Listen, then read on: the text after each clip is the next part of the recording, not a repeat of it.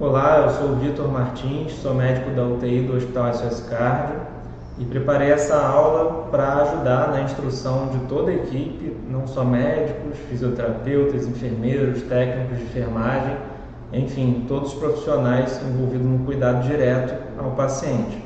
A aula é de drogas vasoativas, inotrópicos e vasodilatadores.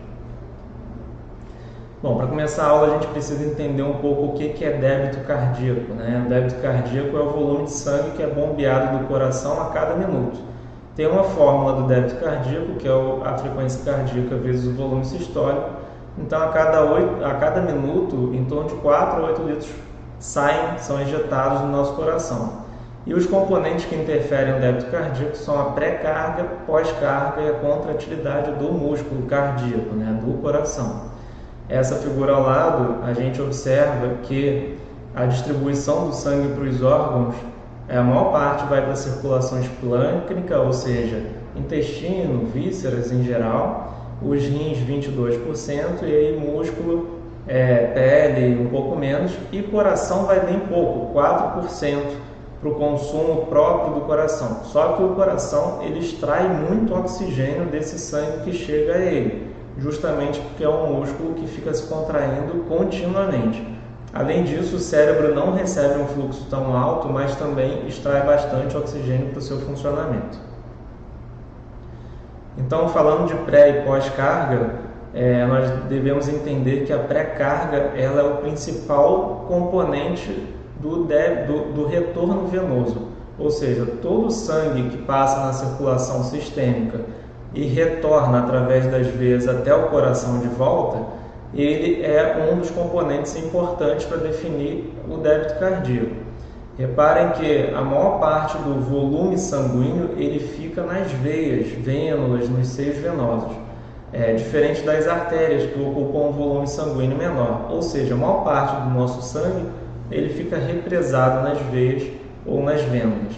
A pós-carga é a resistência a saída do ventrículo esquerdo. Então, para esse sangue sair do ventrículo esquerdo em direção à circulação sistêmica, nós temos uma resistência que é composta pela pós-carga, que essa resistência deve ser vencida pelo ventrículo para bombear o sangue para todo o corpo.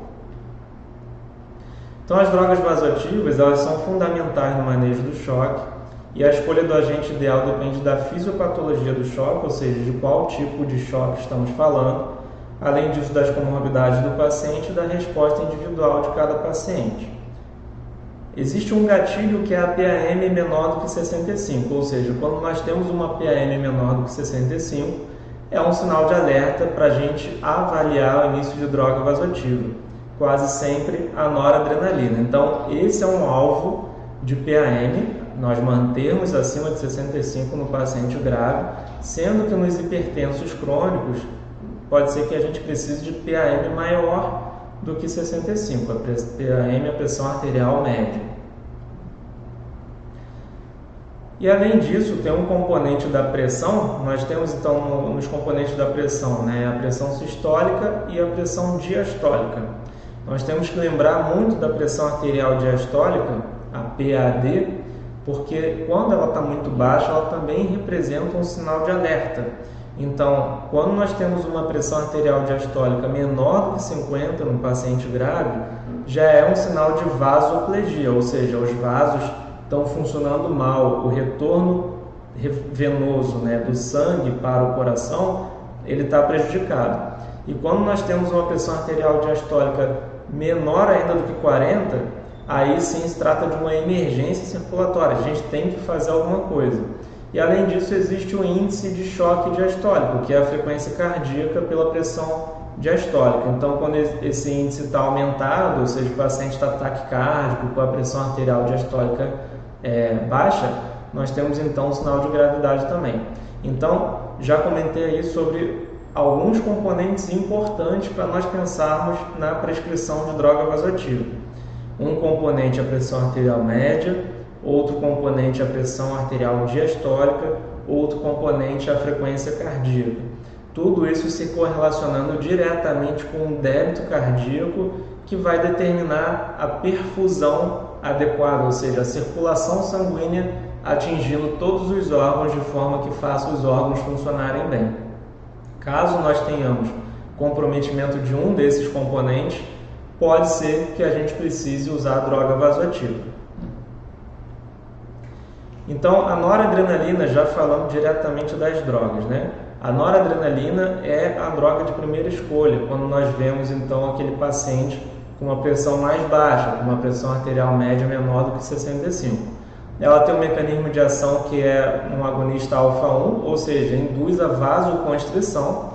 Quando nós temos vasoconstrição, nós estamos justamente comprimindo os vasos e, consequentemente, você tende a aumentar a pressão, com melhora do retorno venoso e uma facilitação do funcionamento cardíaco, melhorando o débito cardíaco.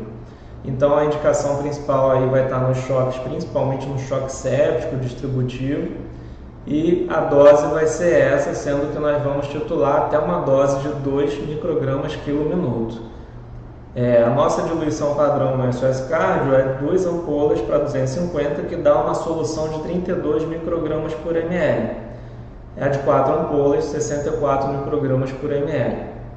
Temos que ficar atentos que ela pode, em altas doses principalmente, provocar isquemia digital, mesentérica, né, dependendo da dose que nós estamos utilizando. Então temos que monitorar a perfusão, as extremidades do paciente, temos que ficar atentos. Num paciente de 70 quilos, eu calculei aqui já, as doses calculadas não saíram aqui no slide, mas nós temos doses calculadas básicas para um paciente de 70 quilos. Tivemos um problema aqui técnico nos slides. Então, numa diluição, vou falar mais ou menos, tá? Uma diluição de 2 ampolas, nós podemos chegar até em torno de 250 ml por hora. Numa de 4 ampolas, está em torno de 120 ml hora. E numa de 8 ampolas, até 60 ml por hora. Já a vasopressina, ele também é um vasopressor, que é um adjunto, ou seja, quando o paciente está usando noradrenalina e não respondeu inicialmente, a pressão arterial média continua baixa, a pressão arterial diastólica continua baixa, nós podemos associar a vasopressina. Ela atua de forma diferente da noradrenalina, ela atua em outros receptores, também fazendo vasoconstrição periférica. Geralmente a gente pensa em iniciar a vasopressina quando a dose da noradrenalina está chegando em torno de 0,3, 0,4 microgramas quilo minuto, sem um controle adequado da pressão. A dose da vasopressina padrão é essa daqui. Então, em geral, num paciente padrão, nós não pensamos no peso, nós simplesmente pensamos em unidades por minuto, diferente da nora, que nós consideramos o peso do paciente. Portanto, a dose padrão da vasopressina na nossa diluição, ela costuma ir de 3 ml hora até no máximo 18 ml hora. Na maioria das vezes, nós vamos usar de 3 a 12 ml por hora. Tem vantagens, então, que não é uma catecolamina, diferente da noradrenalina. Desvantagens principais é que pode provocar broncoconstrição e piora dessa isquemia periférica, né? E a gente pode iniciar o desmame dela quando a dose da noradrenalina vai baixando. Então, nós podemos pensar em ir reduzindo a vasopressina quando a dose da nora chega menor ou igual a 0,3 microgramas quilo minuto. A adrenalina é um vasopressor de terceira linha. Ele tem ação inotrópica também. O que é ação inotrópica? É quando nós temos um estímulo também sobre o coração. Até agora eu falei de dois medicamentos que atuam principalmente nos vasos periféricos, fazendo vasoconstrição. A adrenalina, ela faz um efeito a mais, que é um efeito cardíaco direto, ou seja, estimula a melhora da contratilidade, os batimentos cardíacos ganham mais força e, além disso, tendem a acelerar mais. Não é uma droga de primeira linha porque tem mais efeitos colaterais, precisa de uma monitorização maior, então acaba que nós não utilizamos de cara nas situações de choque, mas podemos associar principalmente em situações de choque refratário, ou seja, já estamos utilizando noradrenalina, vasopressina, e aí nós podemos considerar a adrenalina.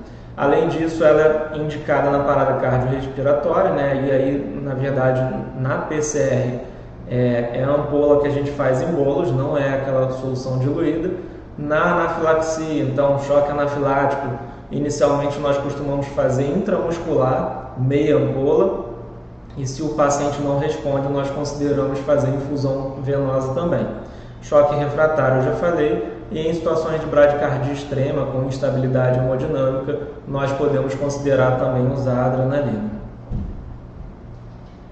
E aí temos outros 3 vasopressores que são muito menos utilizados na prática. Eu só vou citar rapidamente a dopamina, que praticamente caiu em desuso, e a indicação principal dela hoje é em bradicardia refratária, ou seja, aquele paciente que chega com uma bradicardia muito importante, 20, 30 de frequência cardíaca, e está com a pressão baixa, com instabilidade hemodinâmica. Então nós podemos considerar usar a dopamina antes mesmo de colocar um marcapasso no paciente, que costuma ser o tratamento definitivo nesses casos.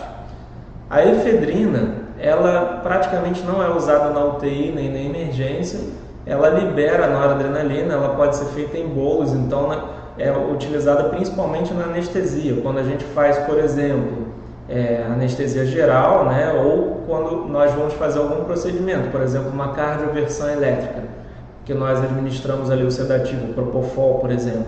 Às vezes o paciente cai a pressão, então nós podemos fazer uma dosezinha de efedrina para subir um pouco essa pressão enquanto está sob efeito do Propofol. E a angiotensina 2, ela não é praticamente disponível no Brasil, não vale nem a gente falar muito sobre ela. Aqui está um comparativo das drogas vasoativas, então, comparando os locais de ação, os receptores, o efeito sobre a resistência vascular sistêmica. Então, a noradrenalina e a vasopressina atuam fortemente na resistência vascular sistêmica, a adrenalina um pouquinho menos. Em compensação, no débito cardíaco, a adrenalina tende a melhorar mais, diferente da vaso da noradrenalina, que tem pouco, praticamente nenhum efeito cardíaco direto. E além disso, a adrenalina ela também aumenta mais a frequência cardíaca, assim como a dopamina. Portanto, aqui estão as indicações principais dessas drogas. E uma coisa importante, quando nós falamos de droga vasoativa, sempre vem aquela dúvida se é obrigatório funcionar o acesso venoso central para iniciar a noradrenalina, por exemplo. Na verdade, não é obrigatório de início, né? Se o paciente está instabilizando muito na nossa carga, nós temos que tomar alguma atitude. Muitas vezes nós vamos precisar administrar cristalóide, né? Vamos precisar administrar soro, mas pode ser que a gente precise também associar já um vasopressor, no caso geralmente a noradrenalina, de início, mesmo sem um acesso central. Então, a literatura não é muito coerente, digamos assim, com o tempo exato, mas fica variando em torno de 6 a 12 horas a maioria dos protocolos, como tempo limite para você usar a noradrenalina em vaso periférico, em veia periférica. Preferencialmente, nós vamos utilizar em acesso com calibre melhor, né? Então, gel com abocate 18 ou 16. Preferencialmente evitar mãos, punhos e pés, então nós vamos usar em acessos mais calibrosos proximais, no antebraço, na fossa ou na veia basílica. As concentrações devem ser mais diluídas, né? E a gente deve monitorizar o sítio de punção quanto a sinais de extravasamento, porque quando nós temos extravasamento, isso pode levar a uma isquemia do local, uma necrose do local, então é bastante perigoso. Por isso que nós temos um tempo curto inicialmente para manter esse medicamento em acesso periférico. Idealmente é já começar no periférico, já planejando funcionar o acesso central para transferir para o acesso central. Falando de vasodilatadores, então, os vasodilatadores eles vão ter um efeito contrário dos vasopressores, né, que nós citamos anteriormente. Então, o objetivo deles é reduzir o trabalho cardíaco, melhorar a perfusão tecidual, vasodilatando o paciente, ou seja, diminuindo aquela resistência que o coração enfrenta contra a pós-carga. Além disso, eles também reduzem a pré-carga, como nós vamos ver aqui. Então, eles atuam sobre a pré-carga, e aí principalmente vai ser a nitroglicerina, que ela vai atuar nessa região, e sobre a pós-carga, o nitroprussiato e a hidralazina vão agir mais direcionados quanto à questão da pós-carga. vão estar indicados em emergências hipertensivas, insuficiência cardíaca descompensada, por exemplo, edema agudo de pulmão, um infarto com sinais de choque, no caso de infarto com sinais de choque, congestão, mais hipertensivo, né? Síndromes coronarianas agudas, como eu falei. Os riscos são pequenos na administração da droga, isquemia cerebral, isso é raro, necrose tubular renal também. A nitroglicerina, então, acaba sendo uma droga bastante utilizada, justamente porque ela vai ter um efeito hipotensor. Não é um hipotensor tão potente quanto o nitroprusiato, que nós vamos falar a seguir, mas é um venodilatador importante. Além disso, ele protege as coronárias, então ela faz uma vasodilatação coronariana, ou seja, é a droga ideal naquele paciente que está hipertenso, com dor torácica, possivelmente infartando, e com congestão pulmonar, por exemplo, edema agudo. Vai ser uma boa droga para proteção cardíaca e para controle da pressão. Um dos efeitos colaterais é a cefaleia, que é bastante frequente, e o uso prolongado gera uma taquifilaxia, ou seja, a droga vai perdendo efeito, entre aspas, o organismo não responde tanto ao medicamento quando nós estamos usando por tempo prolongado. A dose padrão, a diluição padrão é essa na SOS Cardio, e a dose máxima recomendada fica em torno de 60 ml por hora nessa diluição. Já o nitroprusiato, ele é um vasodilatador, como eu falei, arterial e venoso, balanceado, então de ação ultra rápido. A dose padrão, a diluição padrão é essa de 1 ampola para 250, e a dose padrão para um paciente de 70 kg vai ficar de 5 a 210 ml hora, ou seja, dá para ampliar bem a dose de acordo com a necessidade. O equipo deve ser protegido da luz, senão ele perde a efetividade, e tem um risco de toxicidade por cianeto se a gente mantém infusão prolongada por mais de 2-3 dias, principalmente em doses altas. A hidralazina é um vasodilatador arterial direto que nós vamos usar principalmente em algumas situações de crise hipertensiva, eclâmpsia, né? Não é muito utilizado na nossa prática no SOS Cardio. E aqui os efeitos hemodinâmicos, como falei anteriormente, a nitroglicerina atua bastante nas veias, né, reduzindo a pré-carga. O nitroprusiato atua principalmente nas artérias, reduzindo a pós-carga, mas também na parte venosa. E para a crise hipertensiva ele é muito bom. No caso da nitroglicerina, nós devemos pensar principalmente no infarto ou na dor torácica típica com hipertensão e congestão pulmonar. Por fim, os inotrópicos. Os inotrópicos, eles são medicamentos que aumentam a força de contração miocárdica, ou seja, eles melhoram o funcionamento cardíaco, seja por aumento da força de contração, seja por aumento da frequência cardíaca. E isso leva, em última análise, a um maior consumo de oxigênio pelo coração. Quando que nós vamos pensar em usar inotrópicos? Quando nós temos aquele paciente com extremidade fria, perfusão ruim, urinando pouco, com alteração do nível de consciência, uma confusão mental, um rebaixamento sensorial, e com uma SVO2 baixa, que é uma coisa já mais técnica, mas é por isso que a gente coleta de vez em quando uma gasometria venosa central. A gasometria venosa central, do acesso venoso central, ela é utilizada principalmente para isso, para nós vermos como que está a saturação venosa e aí definirmos se esse paciente vai precisar de inotrópico, por exemplo, ou não.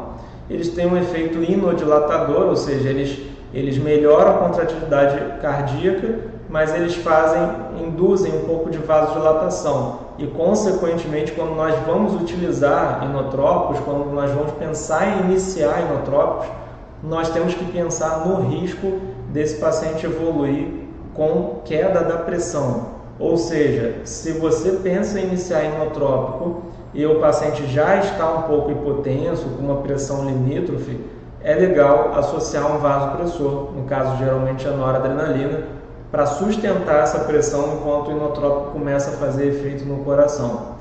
Posteriormente, dependendo do caso, nós vamos conseguir ir reduzindo a dose da noradrenalina e manter o inotrópico para manter o efeito direto cardíaco.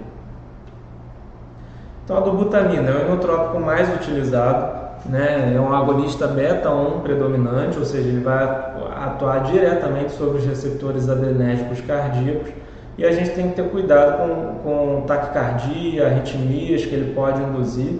Geralmente a gente começa com dose baixa, nossa dose inicial costuma ficar em torno de 2,5 microgramas quilo minuto, que num paciente de 70 kg, se tiver com a diluição de uma ampola para 250 ml, nós vamos iniciar ali em torno de 10 ml hora. E aí, se for a diluição de 2 ampolas, nós vamos iniciar em torno de 5 ml por hora, podendo chegar até doses mais altas de acordo com a necessidade do paciente. Essa titulação, esse ajuste é feito pelo médico, de acordo com esses parâmetros de perfusão, né, periférica, e além disso da questão da frequência cardíaca, pressão que a gente vai controlando. A milrinona e o levosimendam são outros inotrópicos menos utilizados, mas que em algumas situações nós vamos pensar em utilizar. Por exemplo, a milrinona, ele é um inotrópico que atua de forma diferente da dobutamina, não é em receptores adrenérgicos. Portanto, nos pacientes que estão utilizando beta-bloqueador, por exemplo, nós vamos pensar em iniciar a milrinona. Além disso, é uma boa droga para efeito vasodilatador pulmonar, ou seja, quando nós temos problema no coração do lado direito, no ventrículo direito, ele costuma ser um bom medicamento para diminuir a resistência pós-carga do ventrículo direito. Já o levosimendam, ele também atua de forma diferente, é um sensibilizador de cálcio. Ele melhora a contratilidade sem aumentar o consumo de oxigênio miocárdico.